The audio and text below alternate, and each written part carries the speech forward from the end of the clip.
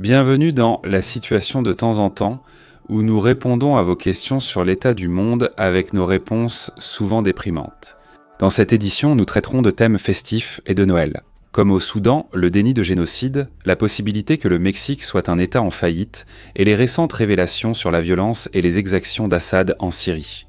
Et si un peu de magie de Noël vous tentait, nous traiterons aussi la puissance de la doctrine moderne de Trump et répondrons à vos questions sur le concept inquiétant des mines nucléaires. Mais d'abord, commençons par un sujet convenablement apocalyptique, même si nous pensons qu'il apporte au moins une réponse quelque peu rassurante.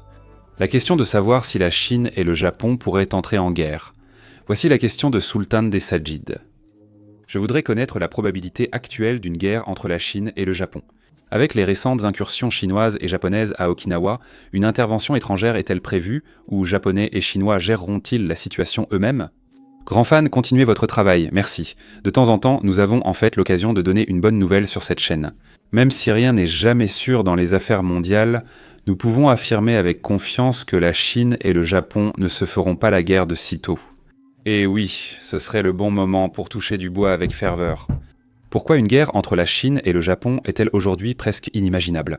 Aucune des deux parties n'a intérêt à un vrai conflit militaire, et de nombreux facteurs les en dissuadent.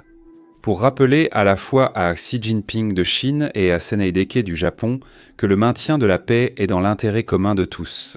Commençons par la perspective la plus simple à expliquer, la nation japonaise. Cela se résume au simple fait que le Japon n'est tout simplement pas prêt à mener une guerre en ce moment, et Tokyo le sait. En fait, c'est en grande partie ce qui rend la nouvelle dirigeante du pays, la fougueuse San Takaichi, si intéressante d'un point de vue géopolitique. Elle affirme fermement que le Japon doit enfin lever les restrictions militaires imposées depuis la Seconde Guerre mondiale. L'armée japonaise est avancée, bien entraînée et possède de solides capacités technologiques aériennes, terrestres et maritimes. Mais elle est loin d'être aussi grande qu'on pourrait l'attendre de la 4e plus grande économie du monde. Et il lui est expressément interdit de s'engager dans toute forme de combat offensif. Certes, le Japon trouverait probablement un moyen de contourner cette interdiction, peu importe qui est au pouvoir en cas de guerre totale avec la Chine. Mais cette interdiction a influencé ses dépenses, sa structure de force et sa taille limitée pendant des décennies. La Chine a l'une des plus grandes armées du monde et est très avancée. Le Japon sait qu'affronter la Chine serait perdu d'avance. Non seulement cela, mais le Japon fait face à l'une des crises démographiques les plus aiguës de toutes les nations de la planète. Le pays ne peut tout simplement pas se permettre de perdre ses jeunes pour quelque raison que ce soit, et sacrifier leur vie dans un conflit militaire évitable serait impensable. De l'autre côté, la Chine possède effectivement des avantages évidents en termes de nombre, de puissance militaire globale, d'économie, d'industrie et bien plus encore. Mais une guerre avec le Japon serait une très mauvaise décision pour la Chine. Le Japon compte parmi les principaux partenaires commerciaux de la Chine. Il n'y a aucune chance que le Japon se batte seul.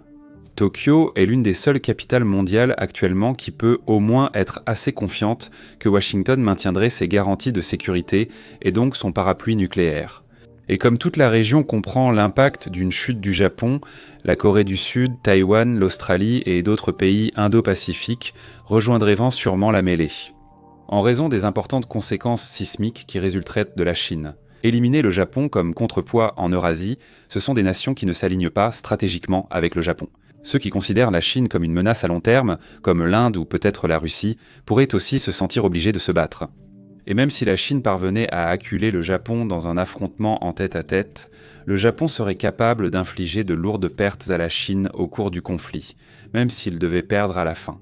Le Japon possède certains des meilleurs équipements militaires au monde, et c'est la première nation au monde à potentiel nucléaire latent. Cela signifie que, bien qu'il n'ait pas d'armes nucléaires actuellement, il a la technologie et l'expertise pour en devenir une puissance. En très peu de temps, et d'un point de vue stratégique, une guerre contre le Japon irait à l'encontre de tout ce que la Chine a essayé d'accomplir au cours des dernières décennies. La Chine ne fait pas la guerre, elle possède une armée de classe mondiale au niveau d'une superpuissance qui n'a même pas participé à un conflit mineur depuis les années 1970. Si la Chine lançait une guerre pour la première fois en 50 ans, elle viserait probablement Taïwan. Oui, une invasion de Taïwan impliquerait aussi le Japon dans le conflit. Déclencher une guerre avec le Japon alors que la question de Taïwan n'est pas résolue serait l'une des plus grandes erreurs militaires non provoquées de l'histoire. Même en supposant une victoire éventuelle, une guerre contre le Japon ferait reculer de plusieurs décennies le calendrier de la Chine concernant Taïwan, compte tenu de l'ampleur des ravages qu'elle causerait à l'économie chinoise, de la destruction d'une grande partie de son matériel militaire et de l'élimination de toute confiance ou fiabilité restante. Sur la scène internationale, la Chine ne peut guère se permettre de revers supplémentaires, d'autant plus qu'elle fait face à sa propre crise démographique imminente. Elle jongle déjà avec beaucoup trop d'autres priorités en ce moment, et elle doit se concentrer de plus en plus sur la stabilité afin de maintenir autant que possible son élan économique. Avant que tout ne ralentisse, il est clair pourquoi cette question nous préoccupe tous. La Chine et le Japon sont actuellement engagés dans une série croissante de différends, découlant du fait que le nouveau Premier ministre japonais a ouvertement affirmé que le Japon participerait à la défense militaire de Taïwan. Quand la deuxième et la quatrième plus grandes économies mondiales s'opposent diplomatiquement, cela crée inévitablement des remous. Mais même dans ce cas, l'attention se porte sur un conflit hypothétique autour de Taïwan, et non pas directement entre le Japon et la Chine.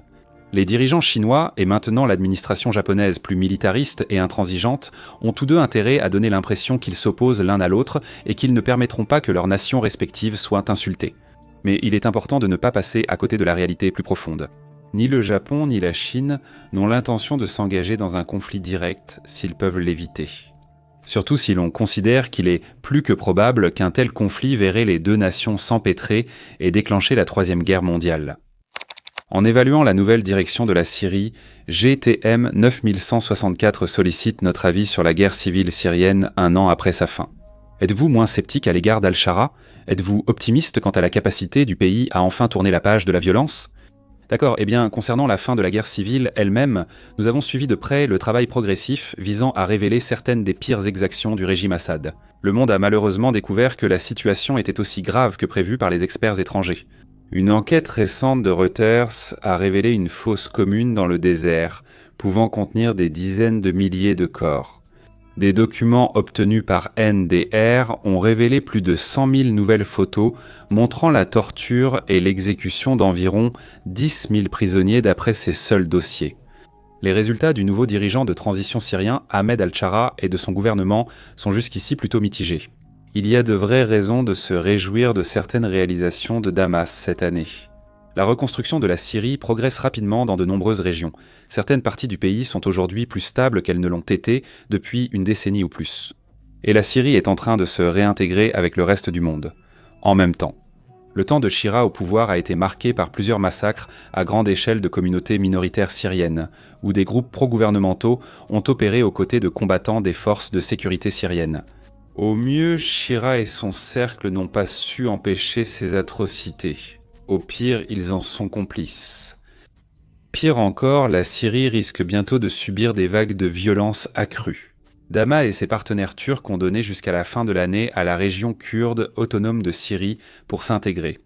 Des forces se rassemblent dans plusieurs zones, apparemment pour préparer une offensive militaire qui pourrait débuter après ce délai. Pendant ce temps, dans le sud-est, l'État islamique est de plus en plus actif depuis quelques mois, malgré des arrestations et des raids très médiatisés. De plus en plus d'indices suggèrent qu'une attaque de Daesh contre des prisons sensibles pourrait bientôt avoir lieu. Alors, sommes-nous moins sceptiques à l'égard d'Al-Shara maintenant qu'avant ? Non, pas vraiment. Penser que la reconstruction de la Syrie serait facile a toujours été farfelu. Et il est tout aussi improbable qu'un dirigeant d'après-guerre arrive et répande simplement du soleil et des arcs-en-ciel. La Syrie reste divisée, la fin de la guerre n'ayant pas résolu ses tensions internes. Bien que Al-Shara ait supervisé de nombreuses améliorations en Syrie, il a aussi commis d'horribles atrocités, et il est sans probable que la violence continue. Cela dit, il est certainement bien meilleur que le précédent, et ce, de plusieurs ordres de grandeur. Et dans la mesure où la Syrie a une chance de se reconstruire, ses chances sont meilleures cette dernière année qu'elles ne l'ont été depuis très longtemps. En tant qu'Assad, nous souhaitons saisir cette occasion pour le partager. À Moscou, en exil, Bachar el-Assad semble avoir perdu tout espoir de reprendre son pays. Au grand désarroi de sa famille, qui souhaite comploter pour reprendre le pouvoir. Assad passe désormais beaucoup de temps chaque jour à jouer aux jeux vidéo dans son appartement de luxe. Il ne va guère plus loin que le centre commercial de son immeuble, et n'a plus d'intérêt pour les affaires internationales. Quelle image aussi étrange. Et maintenant, d'un dictateur de masse meurtrier à un groupe paramilitaire encore plus cruel et sauvage que tout ce qu'on a vu dans la Syrie d'Assad, nous parlons bien sûr des forces de soutien rapide du Soudan, du génocide au Soudan, du déni. Et ensuite, nous avons celui-ci venant des Émirats arabes unis. Désolé, je veux dire Dave David Bennett, 2062, qui demande « Tu continues de faire référence à cette histoire de sang venue de l'espace alors qu'elle a été démystifiée comme étant simplement un point d'eau entouré de bétail. Tu ne crois pas que tu devrais veiller davantage à ta crédibilité, surtout en évoquant un génocide ? Fais attention à ne pas donner de matière aux futurs négationnistes. D'accord, à ce stade, la plupart d'entre vous pensent sûrement à un génocide de sang de bétail. De quoi parle ce type ? Donc, avant d'aborder le point principal, laissez-moi revenir en arrière et expliquer. Revenir. Fin octobre, après 18 mois de siège, la ville soudanaise d'Al-Fasha a été prise par les forces de soutien rapide, avec un accès très limité. Les conquêtes passées des forces de soutien rapide ont été accompagnées de graves atrocités, comme le massacre de Dix-Mille à 15 000 personnes lors de 2 événements distincts à El Janina en 2023. Ainsi, ceux qui surveillaient le conflit s'attendaient au pire. Même les cyniques les plus endurcis ont sans doute été choqués par la suite. Quand le laboratoire humanitaire de Yale a voulu suivre la violence en ville par satellite, ils ont découvert des marchés vides, des bâtiments détruits, des fosses communes et d'immenses taches de sang visibles sur les images satellites, ce que les médias appelaient couramment des mares de sang visibles depuis l'espace. Cette expression a réussi à percer dans le discours public pendant une courte période. Le Soudan faisait de nouveau le buzz sur les réseaux sociaux, comme au début de la guerre en avril 2023. Malheureusement, cela a attiré de nombreuses personnes bien intentionnées, mais ignorantes, comme souvent sur Internet. Ces personnes bien intentionnées mais naïves ont cherché des preuves d'atrocités visibles depuis l'espace. Mais au lieu d'aller simplement sur le site du HRL de Yale, où les photos en question sont disponibles gratuitement ainsi que des rapports téléchargeables, ils ont utilisé Google Earth, trouvé ce qui ressemblait à des corps près d'une mare de sang, puis l'ont publié sur Twitter. Le problème, bien sûr, c'est que Google Earth n'est pas une imagerie satellite en temps réel. Ces gens dépassés avaient retrouvé une vieille image de bétail près d'un point d'eau. Rien de surprenant sur les réseaux sociaux, mais ensuite la situation est devenue bien plus sombre. Plutôt que d'être comme Jésus, certaines personnes sur Twitter sont de toute façon stupides. Maintenant, parlons du génocide au Soudan. Un autre groupe de personnes stupides et très malveillantes, comme David Bennett, 2062, s'est servi de cette unique photo mal étiquetée pour prétendre qu'il n'y avait aucun génocide. Plutôt que des psychopathes diffusant des vidéos où ils torturent et tuant des civils. Des vidéos que vous pouvez aller regarder dès maintenant avec un peu de recherche sur Google. Mais ne le faites pas. Les reporters sans frontières étaient simplement incompris. Des gentils gars qui n'auraient pas eu à s'envoler. Soyons clairs, c'est du baratin. Bien que les estimations du nombre de morts à Al-Fash varient énormément, tout le monde s'accorde à dire que c'était un massacre. Au Royaume-Uni, les parlementaires ont appris qu'au moins 60 000 personnes ont été tuées dans la ville. Nathaniel Raymond, directeur du laboratoire de recherche humanitaire de Yale, a déclaré à Al Jazeera que plus de personnes pourraient être mortes en 10 jours qu'en 2 ans de guerre à Gaza. Un rapport du Guardian du 5 décembre signale que 150 000 habitants de la ville sont toujours portés disparus. Bien que certains aient pu fuir ou avoir été faits prisonniers, il est également possible que beaucoup d'entre eux soient désormais morts. En bref, la chute d'Al-Fasha a probablement été le pire crime de guerre commis en ce siècle. Un massacre largement attesté par des photos satellites, des témoignages oculaires et des vidéos que les reporters sans frontières eux-mêmes ont publiées sur les réseaux sociaux. Vous pourriez vous demander pourquoi David Bennett, 2062, serait autant enclin à penser que tout cela était une supercherie. Il est possible que ce soit juste une triste réalité de la vie moderne. Internet regorge de gens qui se méfient autant des récits officiels sur le génocide que de ceux qui leur font confiance. Un type au hasard avec une coche bleue sur X écrit « Lol, cette photo montre des vaches, il n'y a pas de génocide au Soudan ». Rappelez-vous, c'est dans ce monde qu'un homme a réussi à bâtir un empire médiatique valant des milliards en prétendant que les parents en deuil d'enfants assassinés étaient des acteurs de crise. Nous vivons à une époque désespérément stupide. Il est aussi possible que ce soit une campagne cynique visant à embrouiller le public sur le génocide au Soudan. Pour brouiller suffisamment les pistes afin que les gens ordinaires pensent bien qu'il existe un doute légitime sur ce qui se passe à Al-Fasha. Et donc ils ne font pas pression sur leurs dirigeants politiques pour qu'ils agissent. Nous ne pouvons pas dire avec certitude qui mènerait une telle campagne, mais nous pouvons l'affirmer. Les Reporters sans frontières bénéficient d'un soutien financier solide. Un soutien qui, jusqu'à présent, a acheminé des armes et de l'argent aux Reporters sans frontières, même lorsque leurs combattants commettent un génocide, les Émirats arabes unis. Malheureusement, comme le montre cette question, il ne manque pas de gens heureux de jouer le rôle d'idiots utiles. Et c'est probablement ce qu'espèrent les Reporters sans frontières et les Émirats arabes unis. Si une partie du public doute encore, les tueries au Soudan peuvent continuer. Des personnes comme David Bennett, 2062 facilitent de chaque étape sanglante. Quelle est la doctrine Trump ? Après cela, prenons-en une un peu plus abstraite parmi les 4678 personnes de Bob's Berger, qui font encore référence à cette série. Trump a-t-il une réelle stratégie militaire en se rapprochant des puissances autocratiques comme l'Arabie Saoudite et la Russie ? Pourquoi abandonner d'aussi vieux alliés ? Avant de répondre, il faut souligner l'imprévisibilité géopolitique de Donald Trump et de son administration. Et il nous faudrait consacrer pas mal de temps si nous voulions vraiment détailler tous les rebondissements de la géopolitique version Trump. Mais dans l'ensemble, l'approche de Trump en matière de politique étrangère suit tout de même un ensemble cohérent de principes. Ces principes expliquent sa sympathie pour les autocraties mondiales et son hostilité envers de nombreux alliés traditionnels de l'Amérique. Principe numéro 1. Occupe-toi de tes affaires. Donald Trump a clairement montré que, pour lui, la politique étrangère américaine concerne seulement l'Amérique. Mais cette logique s'applique aussi à tout le monde, avec quelques exceptions. Pour Donald Trump, chaque nation choisit comment gérer ses institutions, son économie, sa culture et son peuple. Si les États-Unis veulent fermer leurs frontières et filtrer les touristes selon leurs opinions anti-administration en ligne, ils le feront. Si une nation, comme par exemple le Pakistan, veut emprisonner sa principale figure d'opposition afin qu'il ne puisse pas représenter une menace pour le gouvernement en place, alors, par tous les moyens, les États-Unis ne s'y opposeront pas. Si l'Arabie saoudite veut utiliser une scie à os sur ses dissidents, ce sont des dissidents saoudiens traités par leur gouvernement. Circuler, il n'y a rien à voir. Principe numéro 2. Lorsque des nations choisissent de s'impliquer dans les affaires d'autrui, ces décisions sont dictées par la puissance relative des nations concernées. C'est-à-dire que les nations les plus puissantes peuvent choisir de s'impliquer dans les affaires des nations moins puissantes, mais pas l'inverse.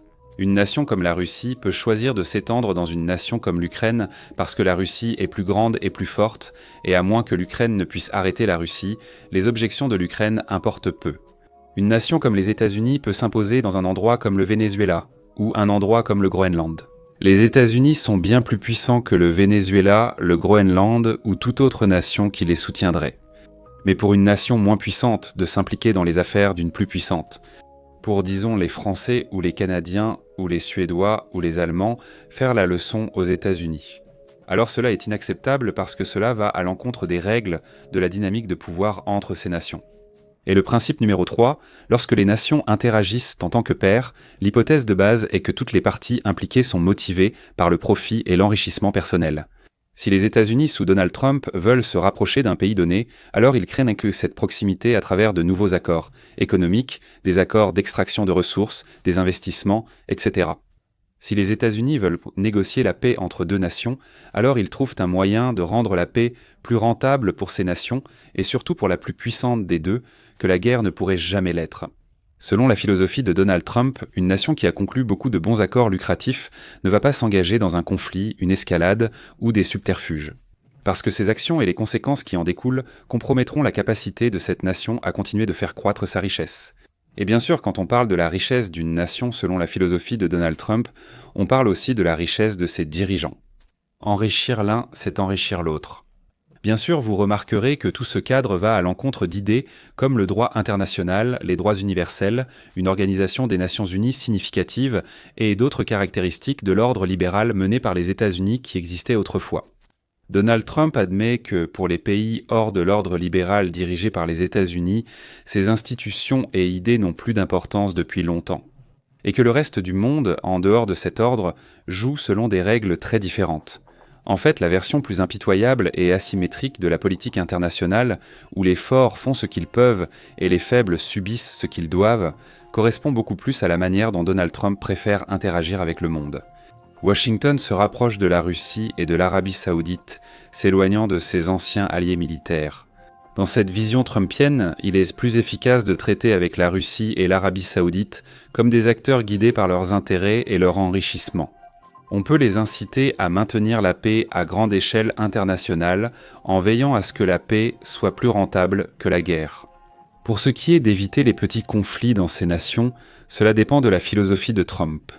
Ce n'est pas vraiment l'affaire de l'Amérique, après tout, ce n'est pas non plus l'affaire de ces nations de savoir ce que l'Amérique choisit de faire chez elle. Quant à savoir à quel point cette approche sera réellement efficace, une fois qu'elle aura eu le temps de se déployer, eh bien nous allons tous découvrir la réponse à cette question ensemble. Le Mexique est-il aujourd'hui un État en faillite ? Question sans doute très controversée du capitaine Cobourg, 3200. Pourquoi le Mexique n'est-il pas un État en faillite ? Et pourquoi les États-Unis ne ferment-ils pas strictement la frontière avec l'armée alors que c'est leur rôle ?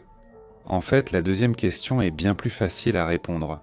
Dès 2025, les États-Unis comptent fermer leurs frontières sud grâce à l'armée américaine. Sur notre chaîne sœur Political Front, check it out, nous avons récemment publié un épisode sur ce sujet précis. L'armée prend le contrôle de la frontière mexicaine, alors n'hésitez pas à aller voir cela si vous souhaitez en savoir plus. Nous avons aussi évoqué un autre aspect de votre question. Pourquoi l'armée américaine ne le faisait-elle pas déjà dans cet épisode ? Regardez-le après celui-ci. Pour votre question, pourquoi le Mexique n'est-il pas qualifié d'État défaillant ? C'est une question légitime, car dans plusieurs régions, ce sont les cartels qui contrôlent, pas le gouvernement fédéral mexicain. Bien que le Mexique ne soit pas totalement considéré comme un État défaillant, il en est proche, comme nous l'expliquerons. Lorsque les analystes parlent d'un État défaillant, ils font référence à une situation où un gouvernement national donné est devenu pratiquement inefficace. Il ne peut offrir des services de base à une grande partie de sa population. Il ne peut contrôler les insurrections ou chefs de guerre présents dans certaines régions et a atteint un niveau de corruption incroyable, etc. etc. Des exemples modernes sont le Yémen, où le gouvernement reconnu contrôle peu de territoires, ou Haïti, où la capitale est dominée par une coalition de gangs. Le Myanmar, la Libye, la République centrafricaine et d'autres pays sont aussi dans ce cas. Le Mexique rencontre aussi ces défis. Des régions entières sont dominées par les cartels de la drogue, y compris la ceinture du Nord-Ouest dominée par Sinaloa autour du centre du pays. Que la nouvelle génération de Jalisco contrôle le cartel du Golfe dans le Nord-Est et d'autres dans ces régions. Les institutions gouvernementales locales sont fondamentalement corrompues et probablement achetées, tandis que le gouvernement national connaît aussi une corruption profonde. Mais dans le cas du Mexique, il y a quelques différences clés qui l'empêchent de tomber dans la catégorie des États défaillants. Le gouvernement mexicain, malgré un contrôle limité sur une grande partie du territoire, garde la main sur ses institutions fédérales et ses centres économiques. On peut aussi soutenir que sa direction, son armée ou ses partis politiques ont été corrompus par les cartels. Ce sont des institutions solides et distinctes, sans risque d'effondrement. Le pays ne fait face à aucun problème séparatiste sérieux, ces cartels n'essaient même pas de revendiquer une autorité rivale face au gouvernement national. Quand le Mexique veut intervenir et affirmer son autorité dans une région, il y parvient généralement, même s'il ne peut être partout à la fois. Prenez le récent déploiement de troupes dans l'état de Michoacán. Leur tâche n'est certainement pas facile, ils ont affronté une opposition armée. Dans un état véritablement en faillite, le Mexique ne pourrait pas envoyer ses troupes à Mirojan. Et certainement pas avec l'espoir raisonnable de pouvoir même entrer dans la région. Il est important de noter que les cartels profitent du fait que le Mexique ne soit pas un État en faillite. Ils participent parfois à des travaux d'infrastructure ou à des actions humanitaires pour que les populations locales acceptent de vivre près d'eux.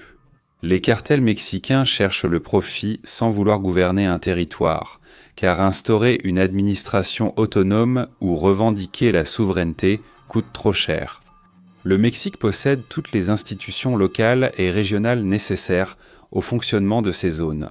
Même corrompus, les cartels veulent surtout éviter que les responsables locaux ou régionaux leur posent de problème. Le but est de les faire taire, de les tenir à l'écart pour que le trafic de drogue puisse continuer à circuler. C'est pareil au niveau fédéral à cause de cette corruption endémique. Le Mexique pourrait être qualifié d'État très fragile, voire compromis. La nation mexicaine fonctionne toujours. Et tout le monde, y compris les cartels, veut que cela reste ainsi. C'est quoi au juste des mines terrestres nucléaires ? Et en parlant de front politique, on en a une rapide de P. Gentis. D'abord, j'adore tout ce qui sort. Continuez comme ça. La question vient de la chaîne sœur Political Front, d'une vidéo récente sur Israël. Qu'est-ce qu'une mine nucléaire, bon sang, et à quoi ça sert? En bref, une mine terrestre nucléaire, c'est quoi? Eh bien, c'est vraiment une très mauvaise nouvelle. Pour vous donner un peu de contexte, cela vient d'un épisode sur les armes nucléaires pas si secrètes d'Israël. Et dans cet épisode, nous en parlons. Parmi les différentes façons dont Israël a intégré sa technologie nucléaire dans son équipement de défense, il y a le fait qu'Israël a construit et apparemment déployé des mines terrestres nucléaires. La technologie consiste à transformer une mine terrestre dotée d'un détonateur à pression ou proximité en arme nucléaire. Les mines ont été mentionnées d'abord par le journaliste Seymour Hirsch dans les années 1980, tandis que des sources israéliennes en reconnaissent tacitement la présence depuis. Dans les années 80, ces mines nucléaires ont été placées sur le plateau du Golan, territoire occupé par Israël mais reconnu comme syrien par la majorité du monde. En essence, Israël placerait des mines terrestres nucléaires là-bas parce que le plateau du Golan constitue un corridor d'invasion pour les nations cherchant à attaquer Israël. Faire exploser une force d'attaque avec des mines terrestres nucléaires est un moyen fiable de suggérer à ces forces de faire demi-tour. Opérationnellement, ces mines seraient des dispositifs de faible puissance appelés ogives tactiques, mais leur puissance réelle reste inconnue. Il est important de noter que leur potentiel destructeur reste probablement inférieur à celui d'une ogive similaire dans d'autres cas, déclenchée au sol ou sous la surface et non lors d'une explosion aérienne. Il est aussi probable qu'elles soient fixées à des infrastructures comme des ponts ou barrages pour les détruire facilement et définitivement. En une fois, créer obstacles, effondrements, inondations ou autres catastrophes gênant l'ennemi reste difficile à prévoir, déployées ou non. Les avancées incessantes de la Chine.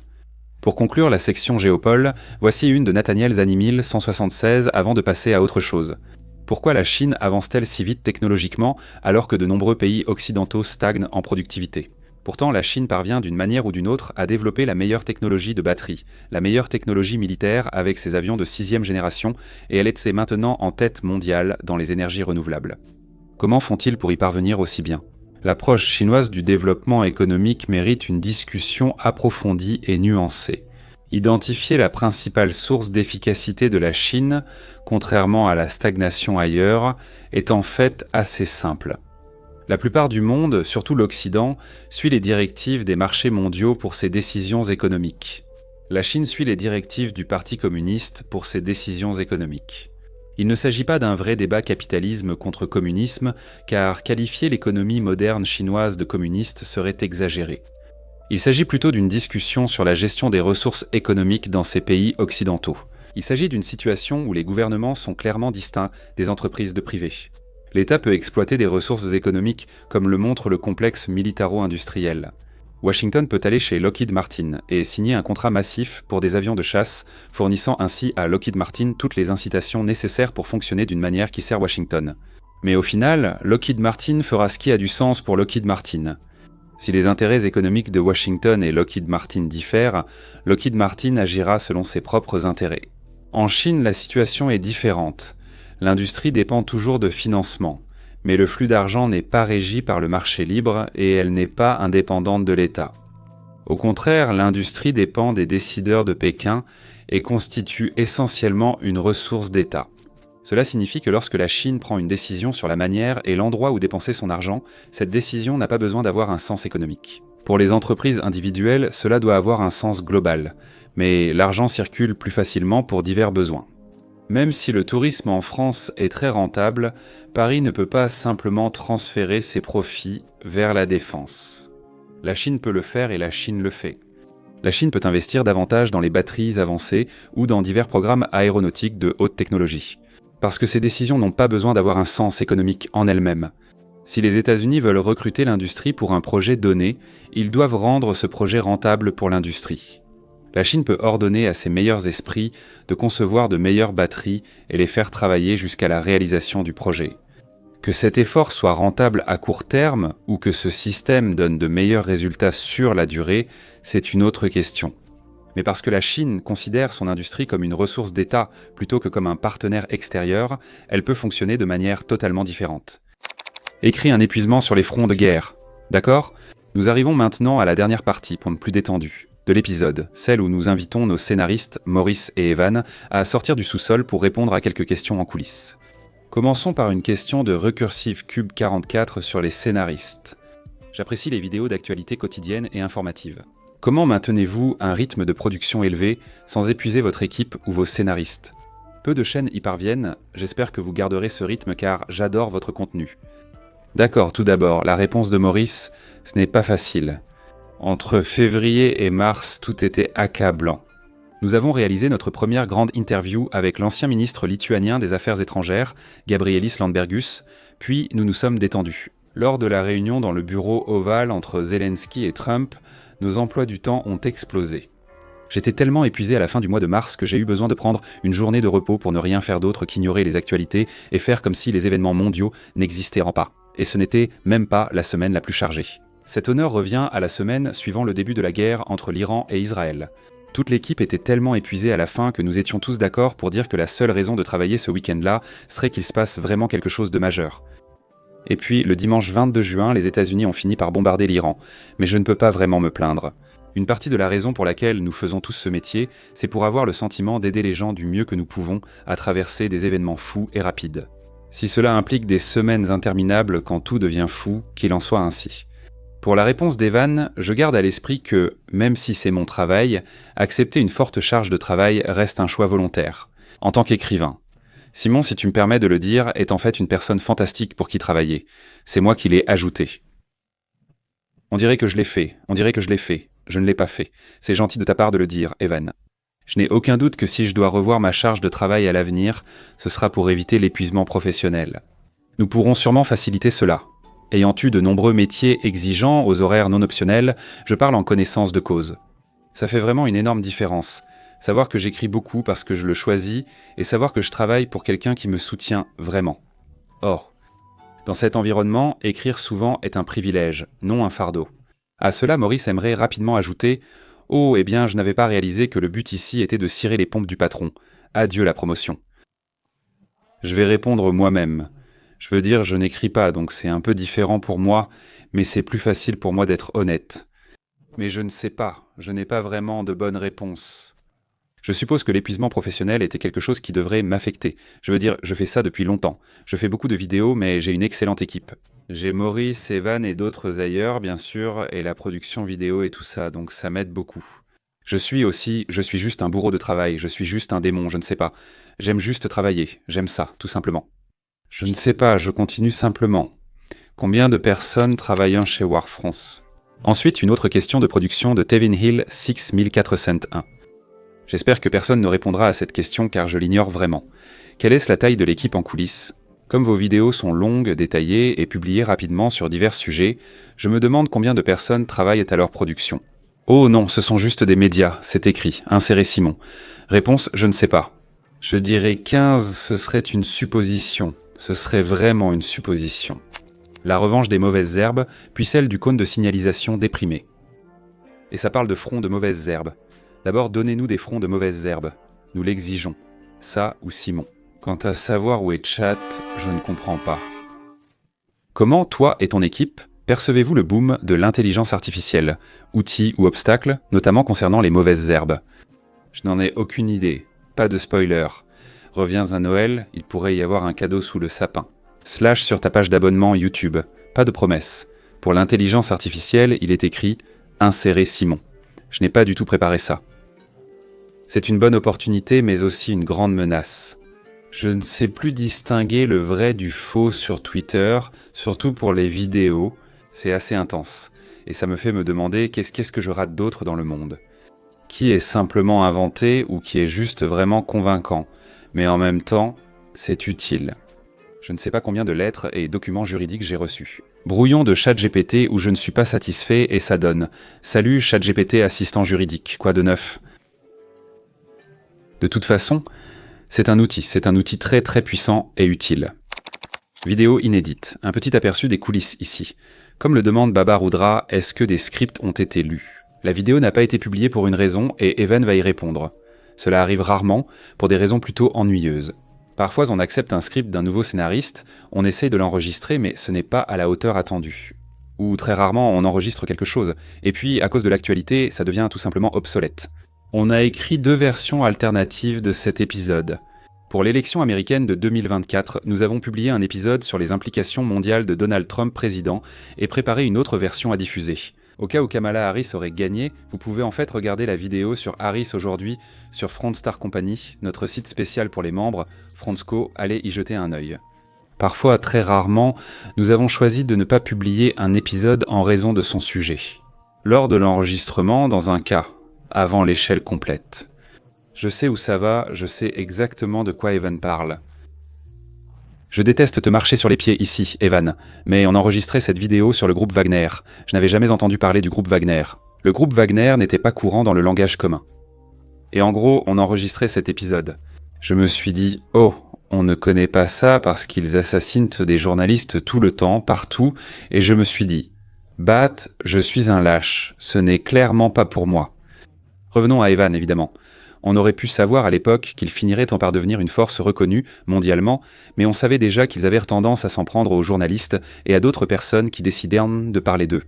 Finalement, on a jugé que cela n'en valait pas la peine, étant donné que la chaîne était encore surtout axée sur l'histoire militaire. Un autre exemple de ce genre est arrivé un peu plus récemment. On allait sortir un épisode sur une importante opération de piratage qui avait été découverte et démantelée. L'histoire s'est finie par la chute de quelques leaders, tandis que la plupart des personnes impliquées se sont dispersées. Finalement, on en est venu à la conclusion que si on était à leur place, on n'aimerait probablement pas l'idée que des chaînes YouTube aléatoires partagent l'histoire avec des centaines de milliers de personnes. Et il se trouve qu'ils sont plutôt doués en piratage. On est vraiment des lâches. On est vraiment des lâches. Simon sans barbe, on entre dans la dernière ligne droite, il reste juste le temps pour celle-ci de Big Rig Vig. Te raserais-tu la barbe un jour, Simon ? Non, à quoi ressemblerais-tu sans barbe ? Et la moustache, tu essaierais ? Non, je ne le ferai pas. Je n'ai pas de menton, c'est comme l'astuce ultime pour les hommes qui ont un menton faible. Laisser pousser moustache et barbe aide vraiment. Donc non, j'aime ça, ça couvre mon menton. Un très joyeux Noël et enfin regardez simplement comment le ressource humaine 5JD, les vacances d'hiver approchent. Est-ce qu'il y a des plats spécifiques que vous attendez avec impatience ? Je commence. La farce, et pas la farce américaine bizarre, la farce britannique avec de la viande dedans. Oui, c'est étrange, la farce ne contient pas de viande. C'est ce qu'elle a dit. Je ne sais pas, ce n'est pas encore ça, n'est-ce pas ? Maurice dit. Ce n'est pas tant que j'attends ça avec impatience, c'est plutôt de la nostalgie, et ce n'est pas vraiment un plat ou une boisson. Mais bon. Il y a plusieurs années, un ami suédois m'a fait découvrir une boisson traditionnelle qui, selon lui, a le goût de Noël. Ma réaction. Comment un truc peut-il avoir le goût de Noël ? Maurice, vin chaud épicé, mec. Mais je l'ai bu et, ô surprise, le Suédois avait raison. Depuis, je me demande vaguement ce que pouvait bien être cette boisson. J'ai demandé à ChatGPT. Il ne m'a proposé que du lait de poule ou du vin chaud épicé, ce qui n'est pas vraiment ça. Donc si des Suédois regardent ceci et peuvent se détacher de leurs meubles en kit assez longtemps pour commenter, faites-le moi savoir. Evan dit « Dans ma famille, on va tenter un rôti de porc élaboré cette année. Donc j'ai hâte de voir le résultat. » Nous aurons aussi d'autres accompagnements américains classiques, comme la farce, ce qui est étrange. Evan et moi avons appris.